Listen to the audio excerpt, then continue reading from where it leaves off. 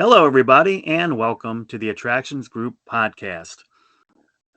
You can hear us on your favorite podcast apps. You can also follow us on social media. The primary place we want you to follow us is on Twitter. It is at attractions_GRP. Also, subscribe to our YouTube channel. Definitely are looking for more of you to subscribe. Sponsorship opportunities available for the Attractions Group podcast.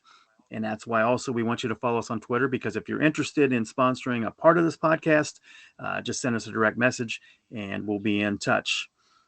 Joined as always for episode number 46 tonight is Ryan Sir. Ryan, how you doing? I'm doing great, Don, and I guess I would be remiss if I didn't acknowledge that yesterday was the 1 year anniversary of us uploading episode 001, which was brand marketing for those of you keeping track at home. But Don't listen to that episode. By the way, I mean, we have come a long way from the first 4 or 5 episodes. Those first few were just for us to kind of get our footing a little bit, work on some sound things and that. So it's definitely evolved. Now very guest heavy, which we love having guests, and we also like the interaction that we have with you, our audience, when we do those viewer choice type questions. But Ryan, uh, once again, I look on social media, and you were again this past weekend in Tennessee. What'd you do there? well, let's not start with Tennessee. Let's talk about the drive down to Tennessee because I don't know if I said this on the show or off air, but I've never owned any Buc-ee's uh apparel, but that has changed now because I've got a Buc-ee's t-shirt. Buc-ee's in Richmond, Kentucky. No regrets. By the way, the merchandise there is incredibly cheap. Like I think a hoodie's like $23, for example. Um, but Yeah, yet I like the color blue there. I mean, I've seen the red ones in other colors, but I really like that shade of blue.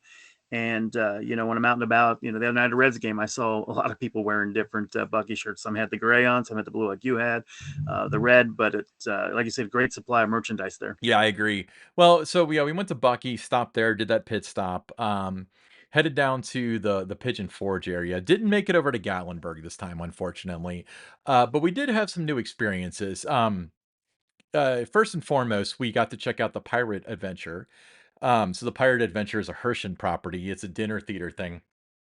Very similar food to the Hatfields and McCoys that I saw a couple months ago, but this one was far more spectacular. It had acrobats, it had dives, it had fire, it had explosions. Just really, really cool. And then it had like special effects for, Davy Jones and all that. So highly recommend. It's like 65 bucks to see it. But if you think about dinner and entertainment in Gatlinburg, you're going to spend that anyway. So highly recommend it. Well, let me talk about the dinner. What'd you have? It was fried chicken, a piece of ham, corn on the cob, a biscuit, and then some sort of like apple turnover thing for dessert. So, not really my that's not my food preference. See, I'm not a big fried chicken guy, but it was still good. I mean, it wasn't like we didn't need anything. It was just not my favorite, but the entertainment is Hmm. spectacular. So that was my takeaway with that. So made it over to Dollywood. Dollywood's doing their spring celebration. I think they call it Flower and Food. We did the tasting card. The tasting card is with the gold pass. Don't quote me on this. Absolutely check their website, but I think it was like $41 and it was 5 tastings that you could use over the course of a couple days. We were down there for a few days, so it worked out well. My personal favorite was they had these nachos that were just really good. That were one of their like special food items and stuff. They had a crab cake pizza, which was on a pretzel bread, which was odd. It was okay, but I probably wouldn't get that for the second time, but it looked really good. But what you guys are all waiting for, yes, I rode Big Bear Mountain. I rode it twice. Fantastic ride. Not the most thrilling thing on earth. It's a family coaster. Let's not forget about that. But it has like 3 or 4 launches. I can't even remember anymore. Um, the onboard audio is on point. Like it really felt like you were riding the animation because the animation was dead on with, when things will do what they do. Particularly that point when you go under the waterfall and you hear the growl. A cool part like thing that they did was as opposed to having the growl come from the audio, like the onboard audio, it came from like speakers within that little cavern. So it felt like it was coming from off of the ride. And then they had like a water plume shoot up when you went by. So it looked very good visually, especially from the outside. A lot of like S bends and overbank turns and stuff like that. But the thing that's the most remarkable is that launch coasters are like really cool. And, they're one of my favorite types of rides. But with a launch coaster, since you don't have that lift hill anticipation, the ride experience itself is typically extraordinarily short. Not with this one. This one's like 2.5, 3 minutes and no lift hill. So it felt like you were on the ride for a really, really long time. But the queue was awesome. The theming was awesome. A little bit of downtime. I've heard they've been having some growing pains, but whatever. That happens with a new ride. But they sure did pump through the line. Like the operations were spectacular. When are you going to make it down to ride it, Don? I'm going to be there in July, and then also going back again in the fall and again during the winter months. So 3 more trips for me planned to Tennessee It this might year. be a cool night ride because it does have working headlights and taillights. So that's pretty cool. Yeah, a lot of stuff is like they've got like just random bear like claw scratches in the queue. And then they'll have like little evidence tags hanging from it. So it's neat. It's definitely fun. We got the time saver, but the time saver doesn't work for it.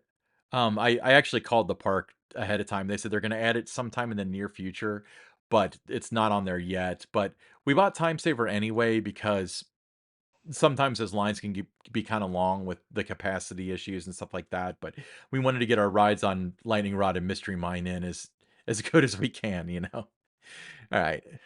Yeah, those types of things, the time savers, fast lane, fast pass, all those different things that are out there.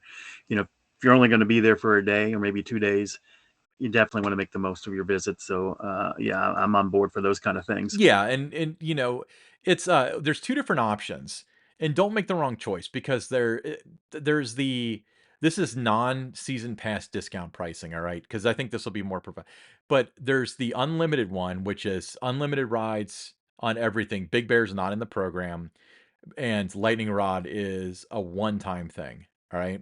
So you only get to ride Lightning Rod once with the unlimited pass. That's $85. Okay. Which is still, I think, pretty reasonable compared to other parks, especially with the lineup that they have nowadays. And then there's another one that's like it's like a one-time pass. There's enough to ride each ride once. And the only restrictions on that is you can only do Lightning Rod once and Dragonfire once. But you can use the other, like if you want to ride Mystery Mine 5 times in a row.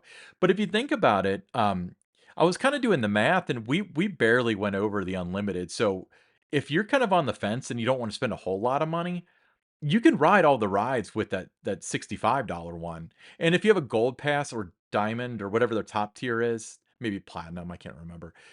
It's $5 cheaper, so it's $60 and $80 as opposed to 85 and $65. But they can now be bought day of. They're in the Palace Theater to the left of the actual entrance where you go in. They've got their own little office that they built last year, I think, where you can purchase and redeem time savers. So it's really cool. I love Dollywood. It's I love having a season pass there, being able to come and go as I want. Don, what do we have going on this afternoon, this evening, whatever time it is? Well, we have a great podcast lined up for you. Excited to introduce Derek Perry. He is the communications director for the American Coaster Enthusiast. Derek, welcome to the Attractions Group podcast. How you doing? I'm fantastic. Thanks for having me, Ryan and Don, and congratulations on your 1-year anniversary of your Thank podcast. you. Thank you. Enjoyed listening over the past year. It's very exciting. It's been a long year working with Ryan, but anyway. Yeah, I've aged 6 years in that year. All right, so Derek, let's start from the beginning. So you've worked your way up pretty high in in the largest coaster club in the world. Can you tell us about the origins of your passion for roller coasters in the industry and your passion for being part of the American Coaster Enthusiast and wanting to attribute more to that group? Yeah, it started when my brother and I were really young, and our parents would take us on road trips across the country to theme parks, and that was so we really got into roller coasters then. And I remember the first really big trip we're from Rhode Island originally, and we're going to Hershey Park and Busch Gardens and Kings and Six Flags Great Adventure. Adventure, and we get to Six Flags Great Adventure, and my brother and I are pretty young and scared to go on the big roller coasters. And my parents were like, well, if you're not going to go on the big roller coasters, we don't have these theme parks. We can just go to museums for the rest of the trip. And we're like, as kids, we didn't want to go to museums. So it's like, okay, we're done with that. That forces on the big coasters. So we ended up going on, Loch Ness Monster was one of the I'd ever been on at the time. So that really got us hooked. So our mom's a big coaster enthusiast. Our dad into coasters as much, but I'd always kind of heard about Ace, but didn't really know what it was. And I remember being in line for the racer at Kings Island, actually, on a trip, and someone was reading Ace News, which is one of the publications that Ace used to have, and now it's digital. But they had a physical copy of Ace News, and I saw them passing, which I think it was kind of funny that they brought Ace News to the theme park anyway. But so that kind of like triggered, okay, there's a group, there's a club, and there's a publication. So then later on in that trip, we were riding Steel Phantom at Kennywood, and we were off the ride, and we saw that there was an Ace event going on. We saw that Ace logo banner in the parking lot. So we told our parents, like, oh, we need to go talk to them. And then we ended up meeting Bill Linkenheimer and some other Ace members, and they got us that was when you could register the day of at the event. And we got exclusive ride time after the closed on Thunderbolt, and that was a life-changing experience. That's an amazing night, right? Isn't it?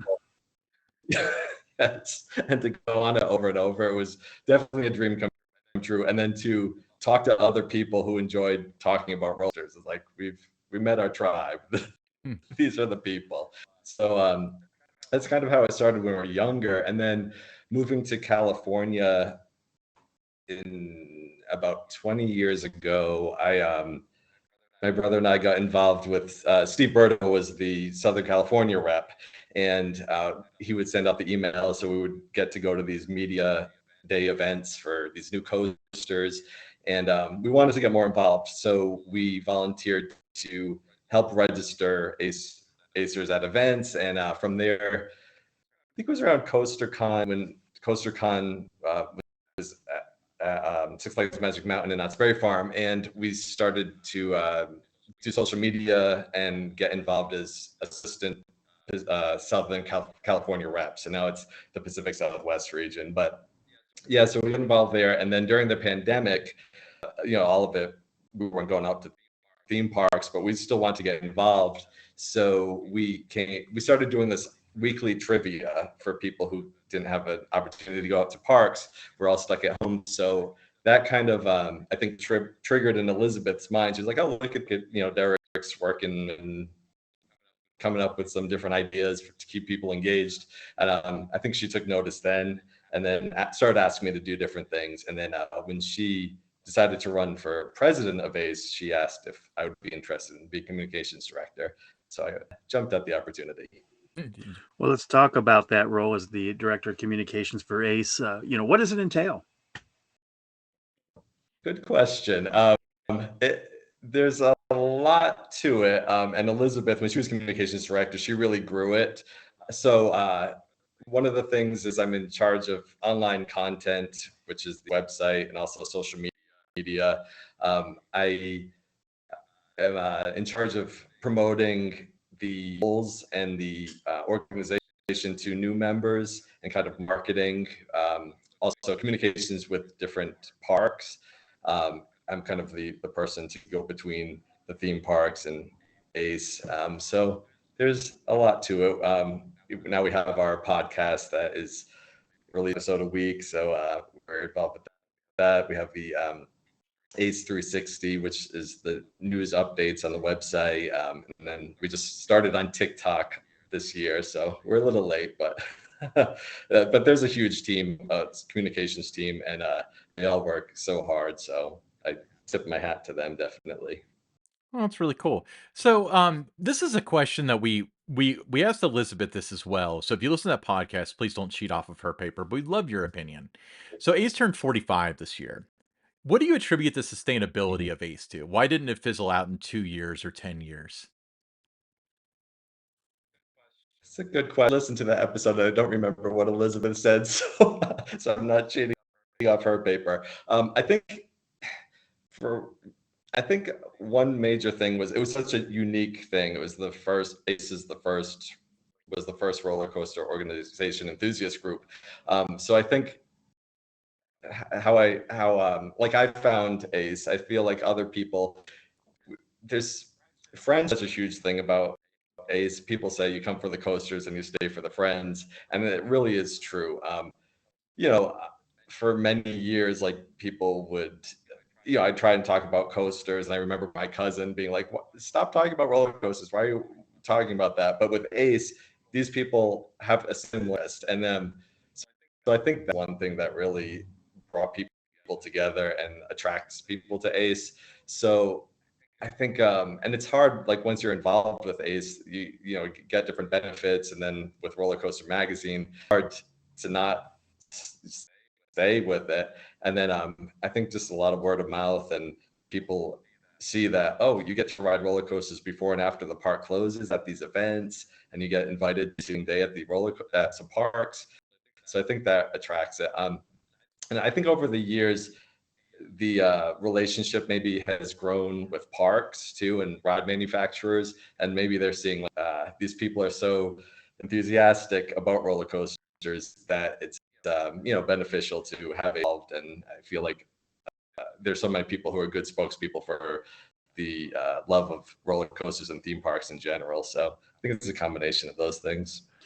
Yeah, that makes a lot of sense with what you're saying. I've been very familiar with Ace since 1981, and just seeing, number one, just the number of people that are still in the club that I met back then, is phenomenal.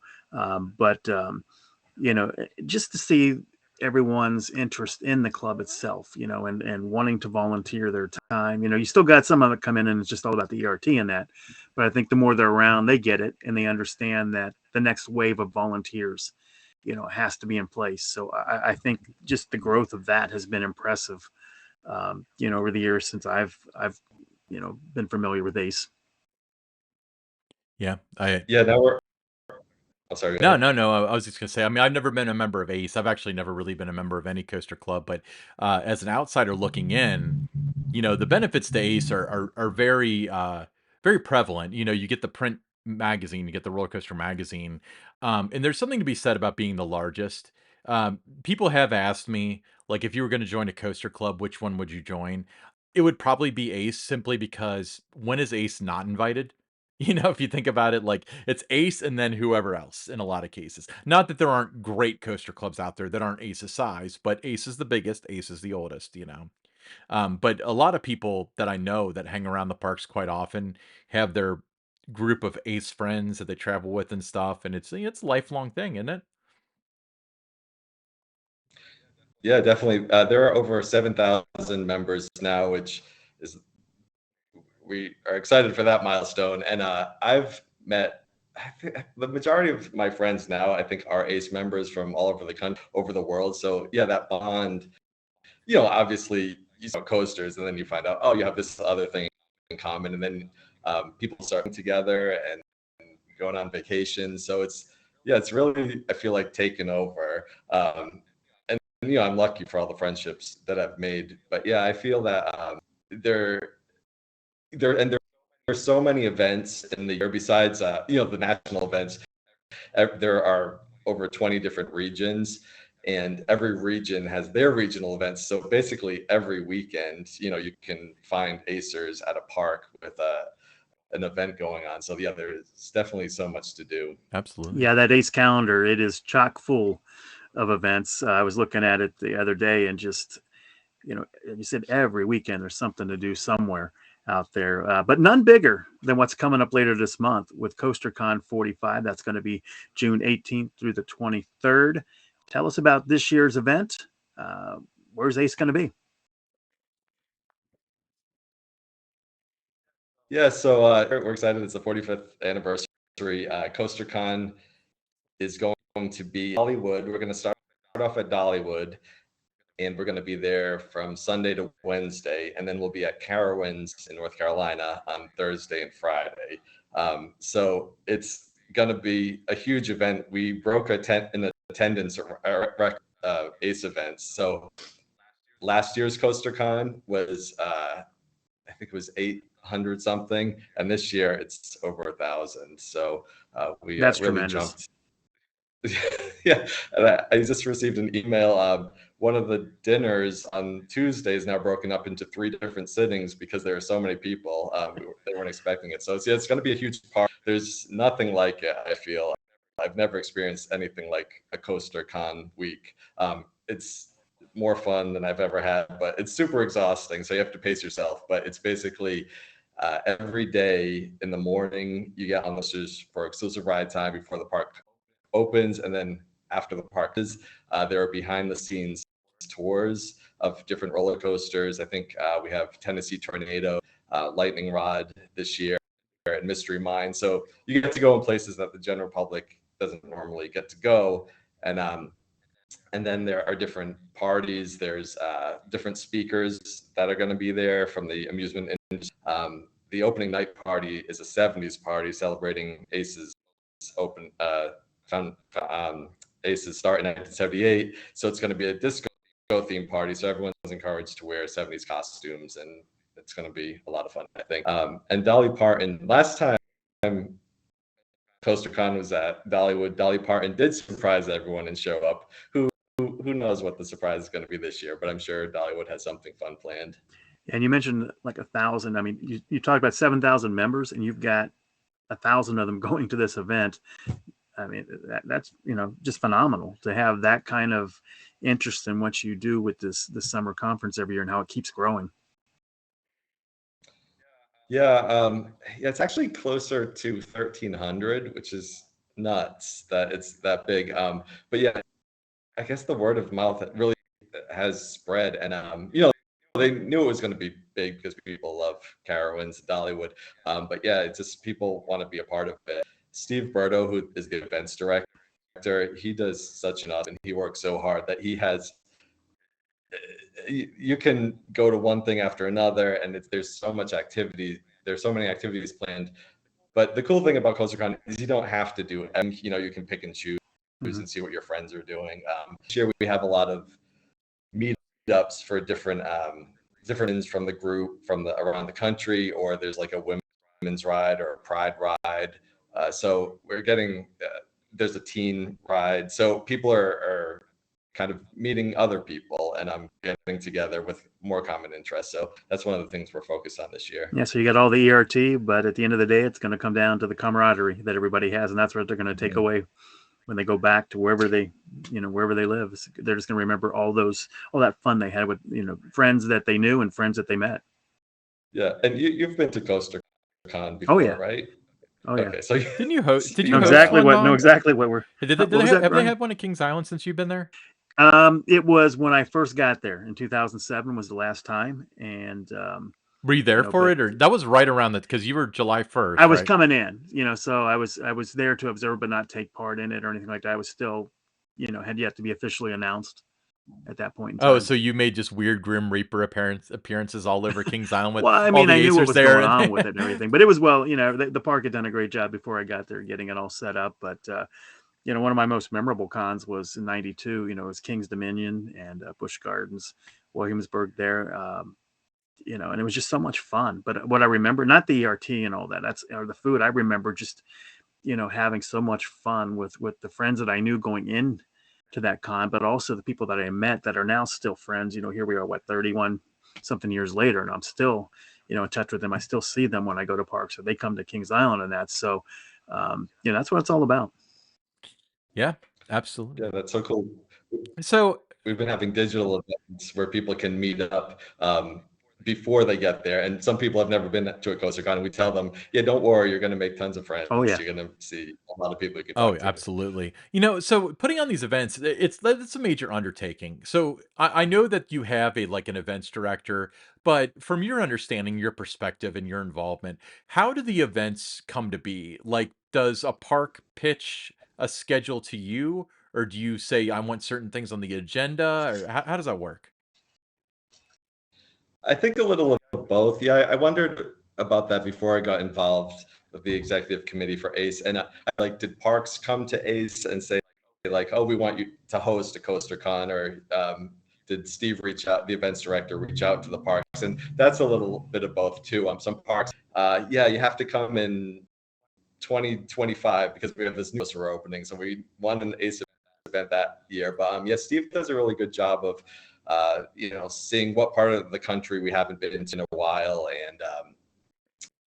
and then the executive committee kind of talks about it and then votes on it. And Steve, he's been doing it for so long that he has so many good ideas, and he really knows and what ACE members like. So he definitely presents the ideas to parks, but then some people like Pete Owens at Dollywood is like, oh, I have these ideas, and how about we do this? We have a '70s band perform, or like this for a party type of thing. So, so it's I think a little of both. Yeah, I'm curious to see what surprises here for us. But I know that Steve, he has a lot of tours planned. And then there's also like a behind the scenes tour of the train, which is cool. So a lot of people think, American Coaster Enthusiasts is just coasters, but it's everything theme park. So yeah, it will be a lot of fun. As my second home park, for me, it's like I wouldn't want to go to. This is just me, not everybody, but I've never been to Six Flags Magic Mountain. So I wouldn't really care to like take a backstage tour of one of their rides, because what's special is you ride the ride all the time, and seeing it from a different perspective or whatever, that's what's cool about those tours. But Dollywood essentially being my second home park, because I go there probably, I'd make like 3 visits, total of like 7 entrances into the park, so that would be really cool to take those tours and stuff, especially Mystery Mine. I've always wanted to walk around in there and stuff. Awesome. Yeah. Crash the party. Come visit us and see what's behind the walls. Send me a graphic of what your badge is going to look like, and I'll have it counterfeited. Don't do that. That sounds like a plan there. Awesome. One of the things I was looking at the agenda that jumped out at me, and one of the days you're at Dollywood, is you've got the exclusive train ride on the Dollywood Express. That sounds so cool. Yeah. So what happened last time the Coaster Con was at Dollywood, took that exclusive train ride up to the mountain area past where Big Bear Mountain is, and they stopped the train, and that's where they're having their dinner for the evening, the group dinner. And they had some performers come out, and they started singing and dancing, and all the performers were introducing themselves, and then Dolly came out and said, and that's when they surprised everybody. So I don't know what they're going to do with the train ride this year, but it's so cool to have, if it's everyone on that same train, or during exclusive ride time, and everyone's like hooting and hollering, and there's just an energy that is, a park on a regular day is awesome, but being at a park with all these ACE members who are super enthusiastic, and like the energy is just through the. So yeah, I'm excited for that train. Well, that night at 6 o'clock, I'm going to feel here in Cincinnati, I'm going to feel like I'm missing out because I'm not there on that train with all the other ACE members. Yeah, we'll have to go live on Facebook or something, and then we could bring everyone there. Well, I'll certainly be tuned in if you do that. Well, we'll probably be able to hear the whistle from here, so it's all right. Cinderella, is that the train Yes. name? Yeah, Cinderella. Yeah, Cinderella on the Dollywood Express. When they hit that whistle, especially, when they leave the station and make that right turn, and they hit it hard going over the bridge, and then near Miss Lillian's Chicken or Miss Lillian's Barbecue, the ground just shakes. It's so loud. It can't be good for you, but I wouldn't trade it for anything. All right, moving right along though. Enough about the Dollywood train. We talk enough about that. So there are always there's always great rides opening every year, but this year is a particularly special year for roller coaster openings. Mainly because there was probably a bit of a pinch point with the pandemic and so on. Of all the rides that are opening this year, which one was the most anticipated for you personally? And of the ones that you've ridden that are new, which one have you liked the most so far? Oh, good question. Yeah, there's so many coasters opening, and you're right. Yeah, I think someone from SeaWorld Orlando was saying Pipeline was originally planned to open a little earlier, but the pandemic pushed everything back. So that was one coaster that I got to ride that I was very surprised by. I was definitely looking forward to it. I'd always loved Togo stand-up coasters, and so it kind of reminded me of that before I rode it, with the two abreast. But so I was curious about it, and then with the seats moving up 2 inches and down 2 inches, I was just curious what that sensation would be. And when I got on the ride, it blew me away. Being thrown into the air off the ground was unlike any other sensation I've ever been on. Yeah, I couldn't get enough of it. And it's 5 moments of air time where you're being lifted up off the train, and then that inversion where you're lifted down, or it's just so unique. And so that definitely even exceeded my expectations. I think that was an awesome coaster, and I hope to see that pop up at other SeaWorld parks. The two RMC coasters that opened this year, Air Force One at Fun Spot Atlanta and Wildcats Revenge at Hershey Park, I think those are awesome.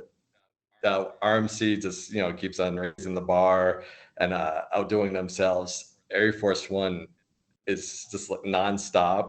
It's so thrilling and intense, and like you just want to get back on it. Wildcats Revenge, it's so cool, what they did with the old Wildcat structure, and that ride I think will appeal to a large of people. It could be like the first thrill ride that a younger visitor goes on, or for us thrill seekers, like we'll love it too. So yeah, and there's so many good ones. Dark Coaster at Busch Gardens Williamsburg, Dark Castle, to see the nod to the old Dark Castle theme, and then to be indoors with the multi-launch roller coaster. I think they did a really good job with that. There's so many fun ones. Have you ridden Big Bear I can't even Mountain remember yet, all the or ones. are you waiting for the con for that? I have not. I wanted to go to it, and my brother was like, "We'll be there next month." So we're waiting. So I have a couple more weeks to go. But I heard what you were saying, and it sounds some ride. It's probably going to be my favorite ride at the park. Uh, It's like really long and the theming. I wouldn't. I don't necessarily think, from an enthusiast standpoint, it don't necessarily be your favorite ride at the park, because they've got like Lightning Rod. Personally, Mystery Mine's my favorite ride. I know it kind of go against the grain for a lot of people, but it fits in so well with what they're trying to do there. And it's such a fun ride, and it's a family ride, but it's not like Whistle Chaser Punk, or like, it's worth riding because it's thrilling enough, and it's so long. Yeah. But I think you're really gonna enjoy it. You're gonna have to tweet at us at attractions_GRP and let us know what you think once you get to ride it. I'm thinking, I Ryan, will. it's going to be my third favorite ride at the park there. So trains, bears, and that. I think it's going to be Train, Carousel, then Big Bear Mountain. But I thought those little, besides, you told me another episode, and you guys can fact check us if you want, but I said, besides the train, what's your favorite ride at Dollywood? And you said those little bear things in Wildwood Grove. Yeah. That's a favorite too. So yeah. So So number four now now. we have a continuity error in the show. No. I love the little bear ride. It is so, it's just adorable. It is funny because they Yeah, you just can't help but laugh. tilt back and forth. I don't. I wonder who It's makes just that. adorable. Do you know who makes that? I was trying to think about that, but I don't know where to find that information for like a flat ride like that. It's not a manufacturer that's like we've heard of, I don't think, unless it's just an offbeat. Anyway, forget that. We've gone up, but Derek, one of the things that Ryan and I love to do is we love to poke the bear with this question, and we'd love your opinion. So, how do you define a coaster credit? Is a coaster, if it's relocated somewhere, is it still counting as the same credit, same ride, just in a different location? If it's a racing coaster, is that 2 credits? If they reprofiled a drop or something, is it starting over? So in your world, what's a credit and what's not?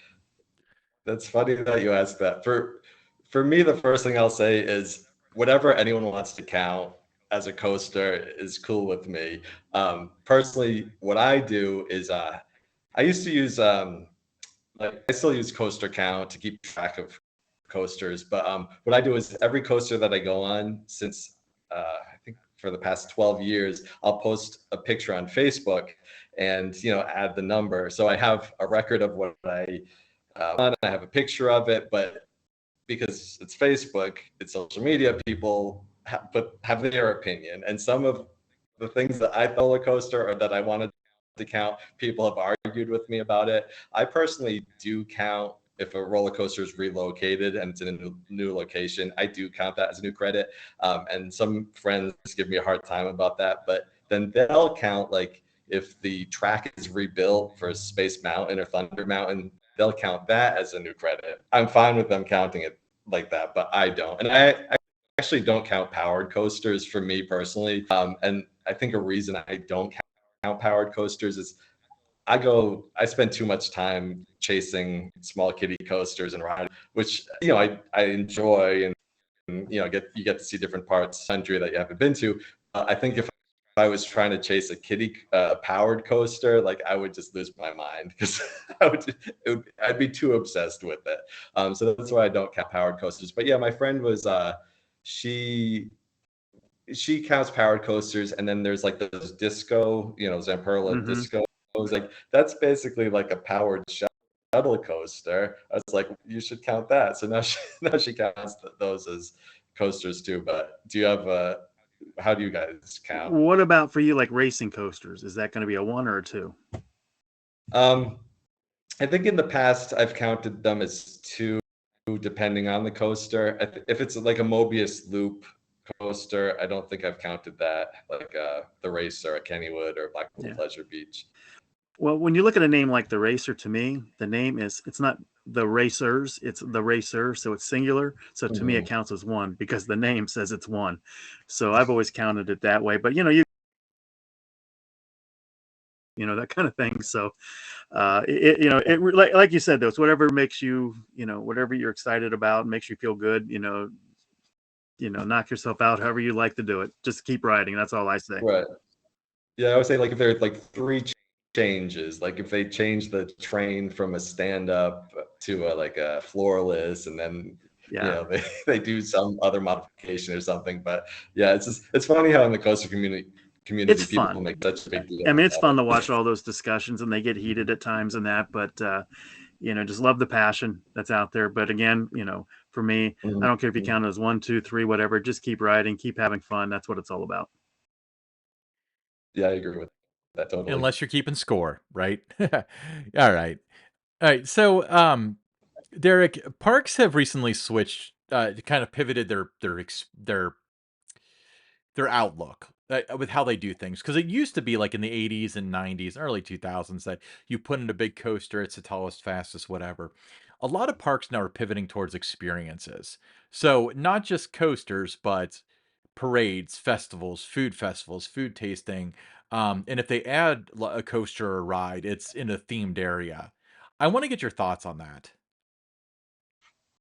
Yeah, I loved the themed experience, going to Disney parks, and then I love seeing these other theme parks, doing things on the same level as Disney or even surpassing that. So I'm all about the experience. And I was going to say one of my favorite, if not my favorite roller coaster at Dollywood is actually Fun Express.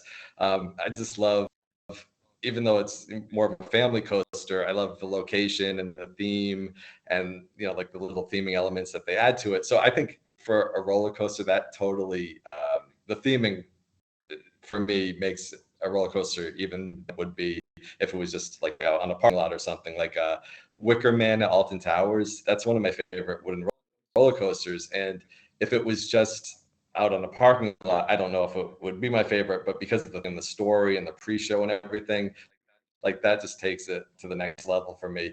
And I love that parks have all these seasonal festivals now. It gives you a reason to go back to the parks, and some of these parks, like there's always something new every time you go here. So I think it's like a great marketing tool, and to have people purchasing season passes, I think it really benefits the parks. So I'm all about it. It's always something new. I love what Six Flags did with the Scream Break this year. It was like such a cool little twist. Of course, like Kings Island and the Cedar Fair parks, there's so much to do. And for Ace, like we're trying to even show people so the coaster enthusiasts, like, look at what all these parks are doing. There's so much to do. And so, yeah, we have been trying to cover more regional events than we have in the past. That's awesome. Cool. Well, Derek, we want you to stick around because now is a segment that Ryan and I like to call the Pick Six.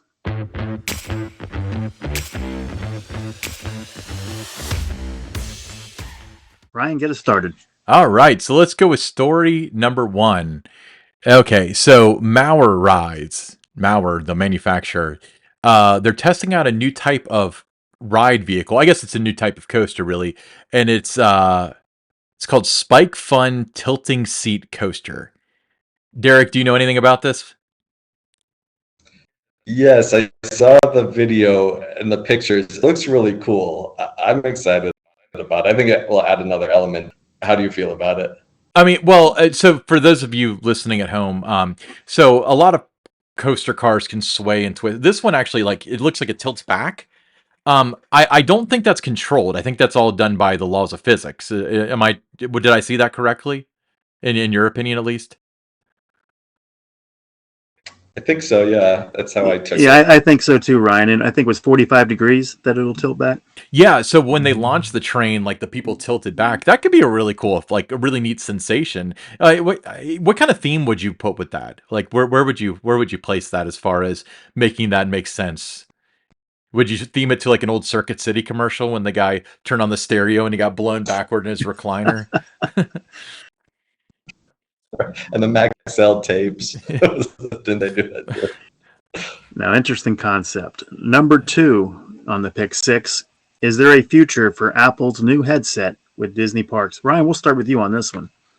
So I did watch their keynote, the Worldwide Developers Conference, which is every year in June, which is typically when they announce a new software that comes out in the fall. But made a couple of hardware announcements with Macs and stuff. But the new virtual reality headset, for those of you who are living under a rock right now, I haven't heard about this.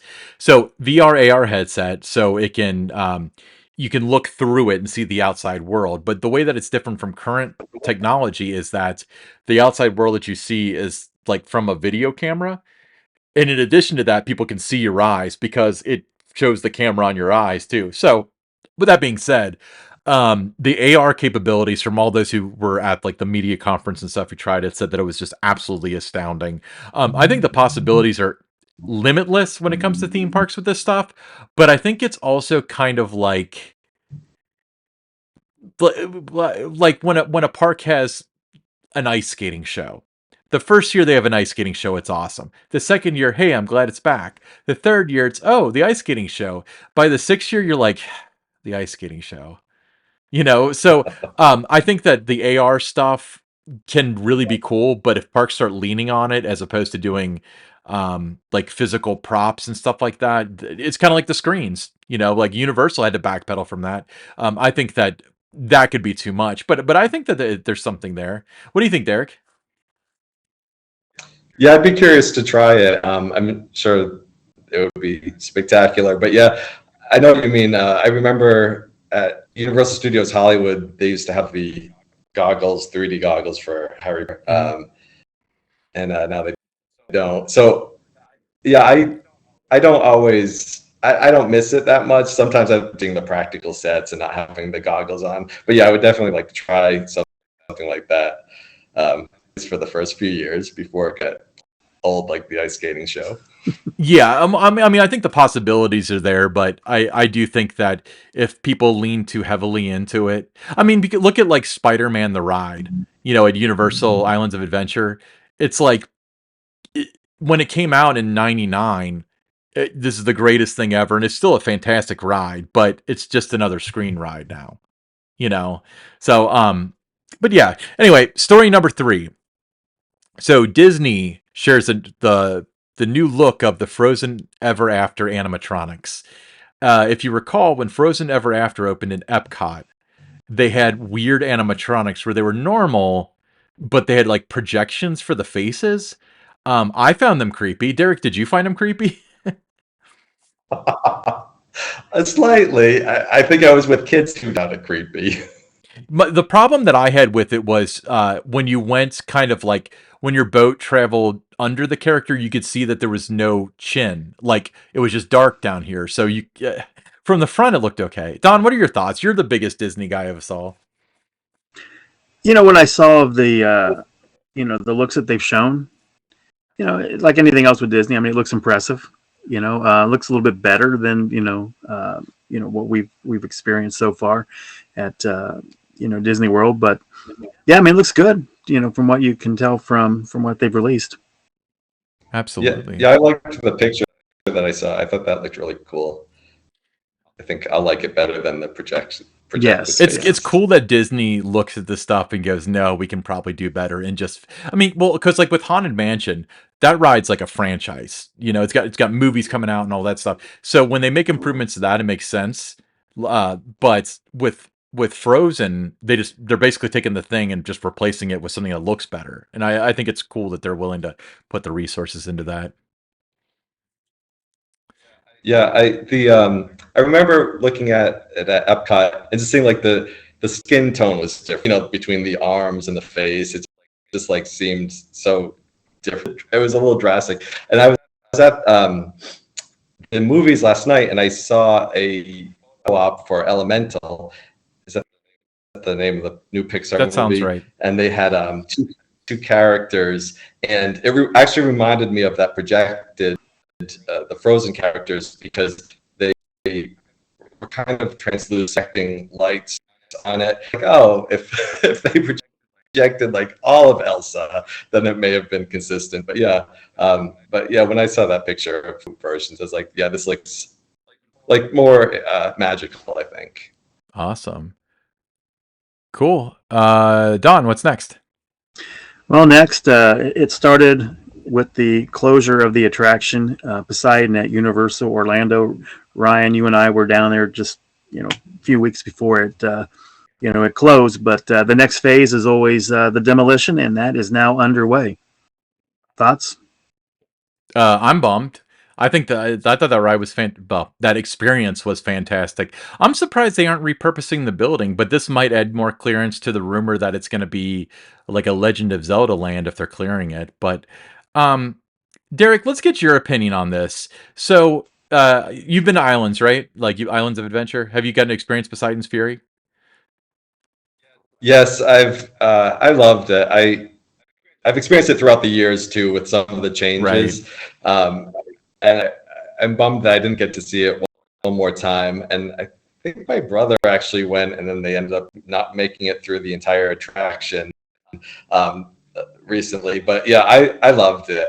The whole story, and then the way I love reveals, like in attractions, and like that water tunnel was revealed, and you walk in, and then the finale with the fire in the water. Yeah, so I'm gonna miss it. Live on YouTube, and we'll get to experience it. But I'm curious to see what they're doing there. It's a big plot of land, but I'm also it's sad because it wasn't a ride, it wasn't a show, it was somewhere in between. And that was like kind of, they used to have like the Noah's Ark at Kennywood's like that, a walk through dark ride kind of thing. This wasn't exactly that. It was more of a show than a dark ride, but it sat in its own category. Don, what was your favorite part of Poseidon's Fury when we got to experience it? When it was done. Really? You didn't like it? No. It was pretty. I mean, there was so much to really like about it and everything. I just think the effects in that, I enjoyed it, and it's kind of sad to see it go. And like you, Ryan, I thought too that they would find a way to repurpose that building, but going to be a lot of rumors, a lot of speculation going around over the next few months. Yeah, that's right. Okay, so next up, this is story number 5. Story number 5. Yeah. So this one directly pertains to you, Derek, but the world's largest roller coaster ride is set to happen June 16th to celebrate the anniversary of LaMarcus Thompson's Switchback Railway, the first modern roller coaster in 1884. So several parks are participating, including Dino's Wonder World and Knoebels. So, Don, I understand that you and Carl, I can't speak his name, Carl Eichelman, I had a brain fart, but you guys did something for the 100th anniversary, right? We did at the time. We were both riding rides at Kings Island. I was kind of marathoning the racer. He was doing the Beast, and it was the 100th anniversary. So the parks PR department had all these radio station DJs come out and ride with us for the first part of the day. And we just would ride over and over and over again with them. And then the next DJ would come in and ride with us. And then guests would get a chance to ride with us. But then as part of this, they had a what was going to be like a meet and greet autograph session with Carl and I. Like he would, do his thing by the Beast. I would do my thing by the racer. But the Cincinnati Enquirer article about the autograph session said that guests coming to the park today would have a chance to meet roller coaster inventors. Carl Eichelman and Don Helbig. So the disappointment of so many people when they were like, "Oh, you guys don't design roller coasters and all that? You just ride them? You're just like me, okay?" And they would just kind of move on and stuff. But they thought that they were going to meet people who actually invented these things, and that wasn't the case. So a little bit of disappointment with the guests that day, but it was a fun day. That kind of really for me put me in an opportunity to go back and kind of research what came before the racer, all those other rides. So that was kind of that turning point for me to say, okay, these have been around for 100 years, what came before. So it was that anniversary in 1984 that, kind of really educated me about, the history of roller coasters. So Derek, how's Ace celebrating? So on June 16th, it's the world's largest coaster ride, and basically what it is parks all across the country will dispatch a roller coaster train at exactly 2 p.m. Eastern time. So it's all these roller coasters, people riding the roller coasters at the same time, and it's a lot of ACE members, but also park guests are invited to go. This is the world's largest coaster ride. It's something that ACE president Elizabeth Ringus, she came up with. Chris Ozemic, they came up with the idea, some other people. So it's a way to celebrate the LaMarcus Thompson Scenic Railway, the anniversary, and also something where coaster enthusiasts and parks could, kind of have this little fun event together. So it's last year I was at Six Flags Magic Mountain and we rode Revolution for the world's largest ride, and it was a lot of fun. People there cheering it on, and there was a big countdown, and then they dispatched the train. They were hooting and hollering the whole time. So it was a cool experience, and just a way to celebrate roller coasters and World Roller Coaster Appreciation Month, which is in June. So it's just a party, and if hopefully more parks will want to get help, they can go to ridewithace.com/large and sign up their parks. There's still time to do that. Yeah, it's a great PR opportunity for parks. It's just something fun, interesting. For the media in those markets, where the park is, and to come out and So it's a great opportunity. So you'd like to see more parks get involved. Yeah, we love as many parks as possible. I think there might be 15 parks signed up right now, and I know Carowinds signed up, and they're going to take part. So they'll the Carowinds. I'm amazed at these parks hosting these ACE events and CoasterCon. Everyone works so hard on the park side, and all the ride operators staying late for the exclusive ride time and everything. So we have to give a round of applause to all these parks for doing the ACE events and then participating in world's largest ride too. Wild Waves in Washington, they're participating, and they're celebrating the 20th anniversary of their wooden roller coaster there. So so it's cool if parks can tie it in with their own anniversaries at parks or different things. Absolutely. Like that. Ryan and I will be looking, for all the different posts on social media, and we certainly will retweet it on our channel. So the next story, is are you a Titan Track fan, Derek? Yes. Well, good, because you're in luck. Because boy, do we have a story for you. Rumbler is getting Titan Track, so there you go. I think. Have you ridden Kentucky Rumbler? I guess would be the first question. I have. I rode it for the first time a while back, and then I rode it, I believe it was like 2021, maybe I rode it again. I love wooden roller coasters, but I know that there's so much maintenance that goes into it, and then it could be totally different between the start of the season or the end of the season. So yeah, they're going to smooth out some of the parts. Yeah, I mean, if when's the last time you rode it? the last time I rode it, it was 2006 when it opened, and it was great then. Okay. I don't know if did it age very well, because it was like any GCI on day, well, any really wooden coaster on day one is smooth as glass. But how was it in 2021 when you rode it? Was it showing age, or was it still pretty smooth? Or? Yeah, it definitely showed its age. It wasn't super or anything. It was definitely rideable. We rode it, a few times, and it was a lot of fun. They definitely put some care into it, but it probably wasn't as smooth as when you rode it in 2006. Yeah, I mean, I noticed like even like Thunderhead at Dollywood was getting kind of a little on the rough side, and they did a lot of work to get it to where it is now, where it's super smooth. All right, so it's the pick six, but while I got a notification while we were recording the episode. And this is a point after, as I call it. This is an extra story from our friends at the CP Food Blog. So make sure you look them up on social media. But Cedar Point announced that they're going to have a special Grand Pavilion VIP dining experience. So this is on the 4th of July, and it's going to be special viewing for the Light Up the Point event, which is their fireworks show. And the way that this is going to work, if you pause for just a second, I will. So, the VIP Grand Pavilion experience includes all of the following: an all-you-can-eat chef-inspired buffet, 2 complimentary adult beverages, special appearance by Chef Joe Ganascali, known as Vito from The Sopranos. Do either of you know if I'm pronouncing that name right? It sounds Don't right. know. Okay, Ganascali. Ganascoli, probably.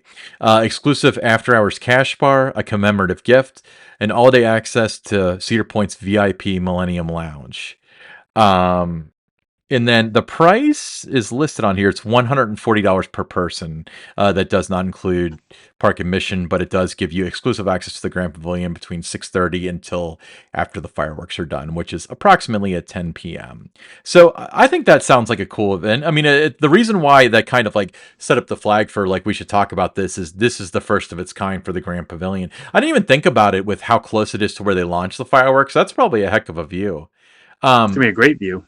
Don, did you get to eat at the Grand Pavilion when you were up there last time? I did. Did you like it? Very good. Very good. I mean, just the whole, not just that, but just the whole culinary experience, dining experience at Cedar Point and a lot of parks, has really been elevated over the past few years. So, yeah, I think that, if you take part in this experience, that it's going to be, a great experience for you. Derek, have you made it out to Cedar Point this year to check out the Grand Pavilion? Yeah, I loved it. Just that whole area looks so cool, and house was totally fun. And then we went over to the Grand Pavilion, and my friend who actually said that was the best theme park food he ever had, and he loved the funnel cake shrimp, which the chef was telling us that I guess they had the shrimp, and there was a batter. They mixed up the batter with the funnel cake batter, and they tried it, and I was like, oh, this actually works. This is good. So he loved that. But yeah, I think the viewing areas on top, it's so cool how you can see the lake, and then with the fireworks there, I think that's going to be awesome. Yeah, well, the Wild Mouse, that's another coaster, the opening this year. That exceeded my expectations. I thought it would be fun, but how they have like the little characters and the sound effects. Well, Don and I went to IAAPA back in November, and we got to like take a picture in the cheese car. And then the one time I got to ride the Wild Mouse, we got the cheese car again. So that's the only Wild Mouse car I've ever been in. But with that being said, it did spin like crazy when we rode it. So I really enjoy it. I'm super happy for them with that ride. I think it's really cool. Yeah, I rode the cheese car, and we spun nonstop. I've never spun that much on a roller coaster before. And I think someone was saying that because it's a bowl car, that and the entrance was up larger, it's a little, the balance is different from the other cars, and maybe that's why it spins more. I don't know. That's what I heard. That's But also yeah, what I heard totally too. fun. Well, we know it's the accessible car, So that in some way is going to mess with the physics unless they like did a lot of compensate. I'm not an engineer, but like, logic would dictate that, this is all about keeping it off balance so it continues to spin. But big win for Cedar Point, not the tallest, not the fastest, but certainly the sound effect when you're going up the hill, the dun, dun, dun, dun, like that is so freaking fun. I love it. Awesome. So Derek, before we let you go to end tonight's festivities, tell us where people can find out more information on Ace. So everything is at ridewithace.com, and on social media you can either link from ridewithace.com or search for ridewithace.com, and we always use that hashtag too, but Ride with Ace. But Instagram, Facebook, Twitter, TikTok, YouTube. So yeah, just search for Ride with Ace. Horse enthusiasts. Awesome. Derek, do you have any final words of wisdom before we wrap it up for this evening? I thank you both for having me, and I like that we all wore our blue shirts today. And I encourage you to join Ace, Ryan. It's the cheapest membership is only $35, so it's like cheap parking your car at a theme park. So you should join us and have some fun at the events. And thank you very much for having me. Maybe I just will. I will hashtag Ride with Ace. Don, do you have any final words of wisdom to share with us? Well, Derek, I will experience CoasterCon 45 vicariously through all of your social posts, and just looking forward to seeing what everyone's saying about the event. Yeah, perfect. All right, so once again, if you guys are listening to the audio version, then thank you for listening. But us three handsome gentlemen would love for you to check out our excellent webcam skills by searching for the Attractions Group podcast on YouTube. If you're watching us on YouTube, then congratulations, you're choosing the best way to watch us. But we're also available on your favorite podcasting apps. Follow us on Twitter at attractions_GRP. Feel free to tweet at us if we say anything wrong or factually inaccurate, or Don makes a joke that doesn't land right, or Don doesn't wear a shirt and pants that match, or anything Don does, you can tweet at us. And if you're interested in sponsorship opportunities, just shoot us a DM on Twitter and we'll be able to talk that out. We got some stuff planned up. So thank you, everybody. Thank you once again, Derek. Have a great evening.